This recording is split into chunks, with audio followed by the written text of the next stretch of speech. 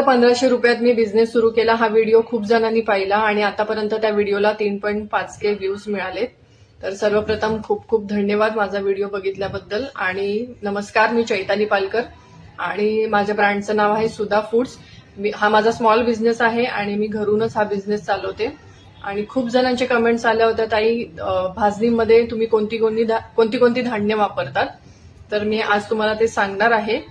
तर माझ्या भाजणीमध्ये मुख्यतः ही धान्य असतात: ज्वारी, बाजरी, गहू, तांदूळ, चना डाळ, मूग डाळ आणि उडीद डाळ आणि काही बेसिक मसाले, धने, जिरे आणि ओवा. ही सगळी धान्य मी स्वच्छ निवडून घेते आणि भाजून घेते. त्यामुळे माझ्या भाजणीला छान सुगंध आणि टेस्ट येतो. काही जणांनी मला कमेंटमध्ये विचारलं आहे की ताई एक्झॅक्ट प्रमाण सांगा. तर हा माझा बिझनेस प्रॉडक्ट आहे, त्यामुळे मी तुम्हाला एक्झॅक्ट प्रमाण नाही सांगू शकत. जर तुम्हाला घरी भाजणी बनवायची असेल तर मी तुम्हाला काही इम्पॉर्टंट टिप्स सांगू शकते. तुम्हाला जर घरी भाजणी बनवायची असेल तर तुम्ही चांगल्या क्वालिटीची धान्य वापरा आणि ती सगळी धान्य एक समान भाजली गेली पाहिजे. त्यामुळे त्या भाजणीचा सुगंध आणि चव चांगला येतो.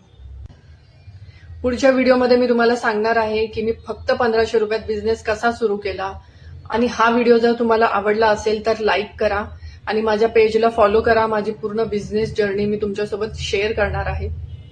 जर तुम्हाला थालीपीठ भाजणी ऑर्डर करायची असेल तर मला DM करा.